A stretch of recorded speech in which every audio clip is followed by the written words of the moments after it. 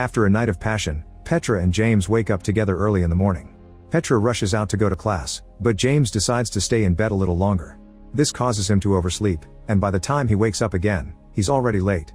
He runs through the city as fast as he can until he makes it to his philosophy class, where the teacher Mr. Zimmett at first considers not letting him, but eventually he opens the door.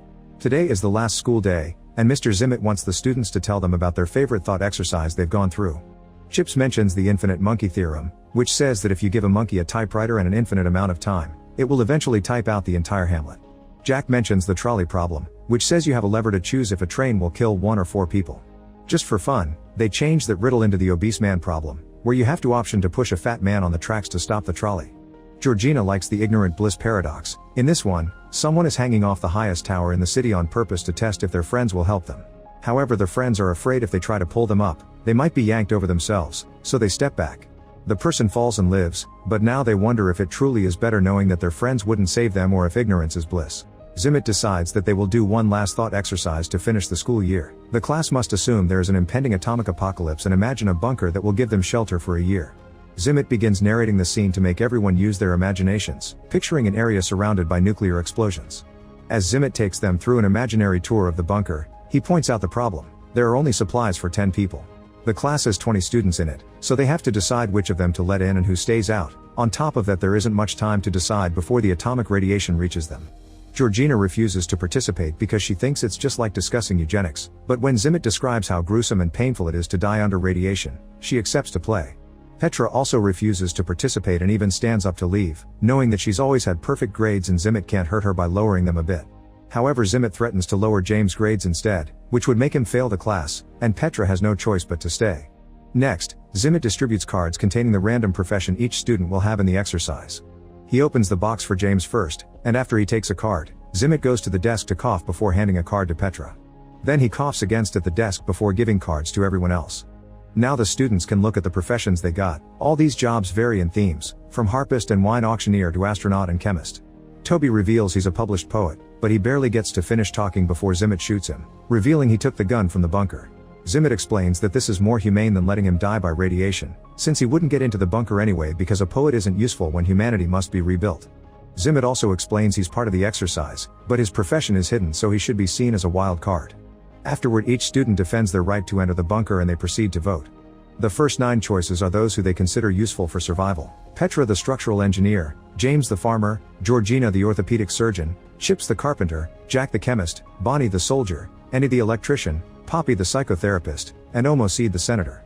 There are also 9 that quickly get voted out for not being useful: Vivian the zoologist, Beatrice the fashion designer, Parker the gelato maker, Kavi the real estate agent, Russell the harpist, Plum the hedge fund manager, Nelson the housekeeper, Mitzi the wine auctioneer, and Yoshiko the astronaut. The last place must be chosen between Zimmett and Utami the opera singer. Petra thinks a wild card is a risk, but Jack points out that an opera singer is a luxury and he'd rather risk it with Zimmett, who may have a useful secret. Zimmett wins, and now that the groups are completed, they take 5 minutes to say goodbye, so they move the desks around to pretend they're having their final words. Suddenly they hear some gunshots and discover Zimmett has killed everyone who didn't get a spot, again saying it was the humane thing to do. The group is shocked, and Petra whispers to James that she doesn't want Zimmett in the bunker anymore. James makes a plan and asks everyone to gather some plants before going into the bunker, claiming they're keeping them for replanting when they come out. While everyone is separated to do the gathering, James goes to each of them in turn and tells them of his plan. When the time comes, the group enters the bunker and disables the external keypad before closing the door while Zimmett is left outside. Then they take a look at the different rooms. There's an artificial garden, a day bed, a gym, books, and other things to supposedly avoid depression. In the evening, while everyone sleeps on the cots, James meets Petra on the big bed and tells her he can get through anything with her.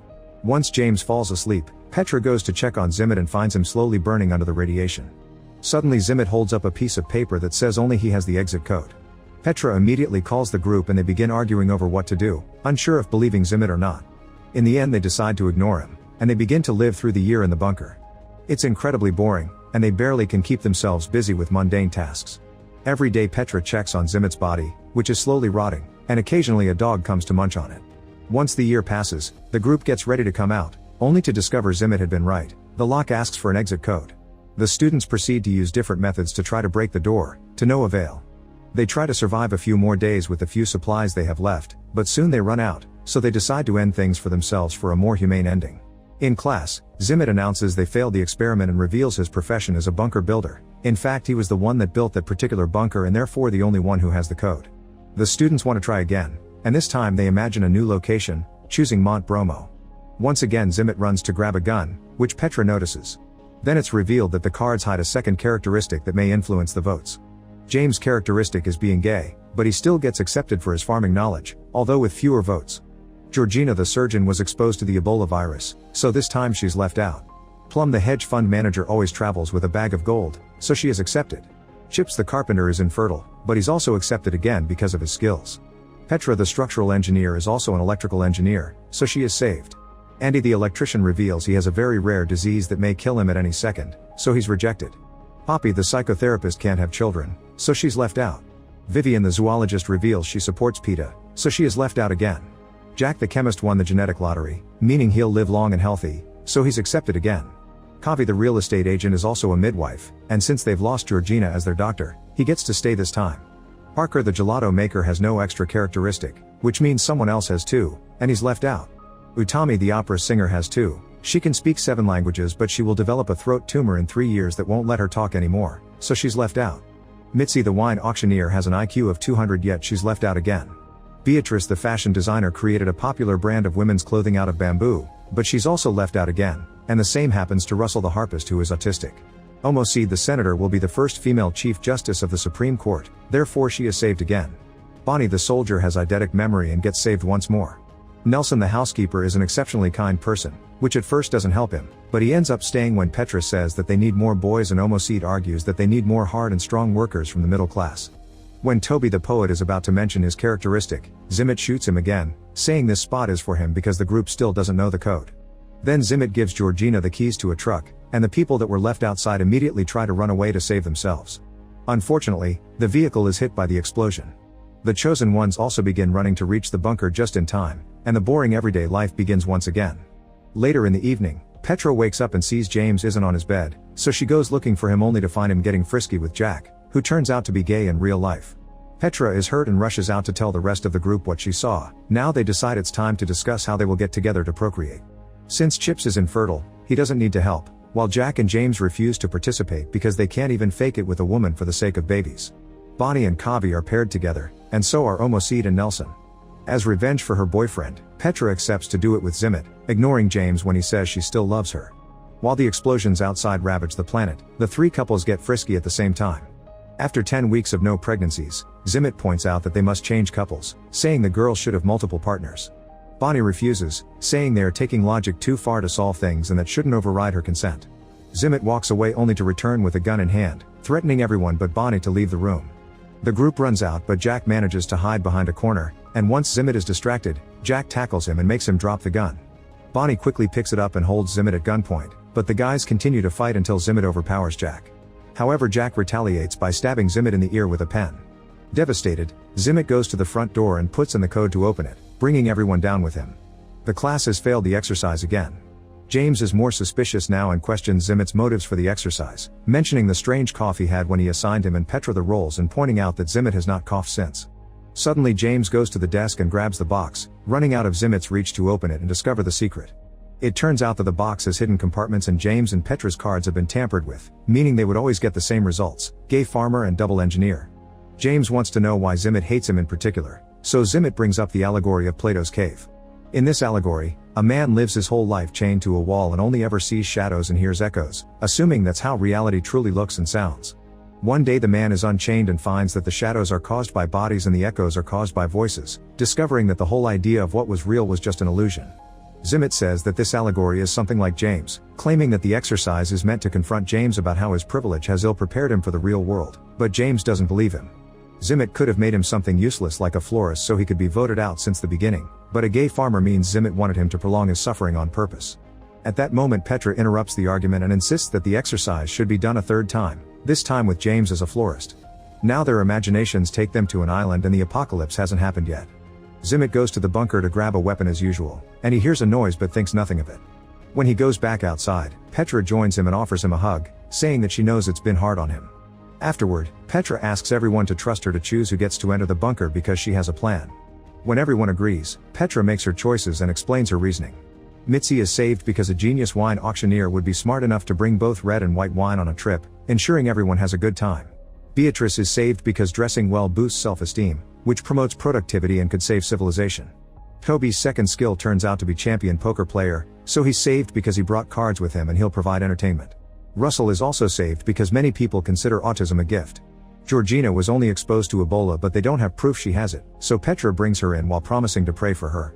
Utami the opera singer may be mute in 3 years, but now everyone could fall asleep to her singing, so she also gets saved. Jack is taken in because of his perfect genes, but he is upset because he'll be without a partner because of his orientation. At that moment Parker comes out of the closet, so he's saved as well. With only 2 spots left, Petra chooses James.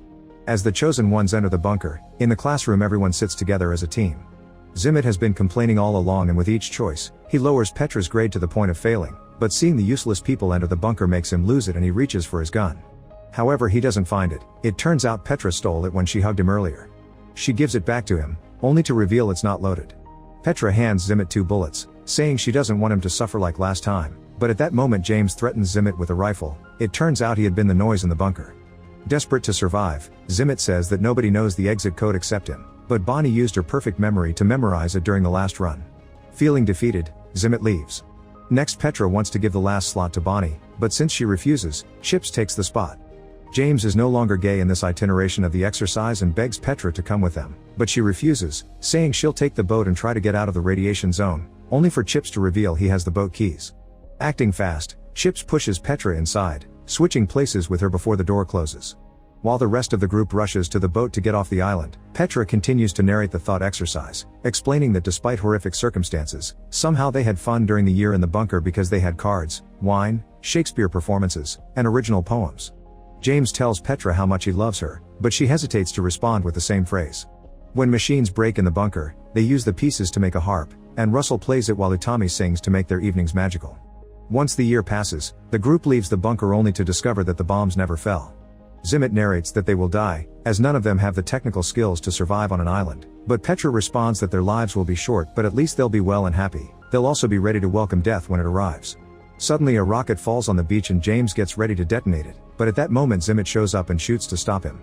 It turns out he had found a cave and went deep enough to avoid the radiation. For the past year he has been surviving with what he could find there.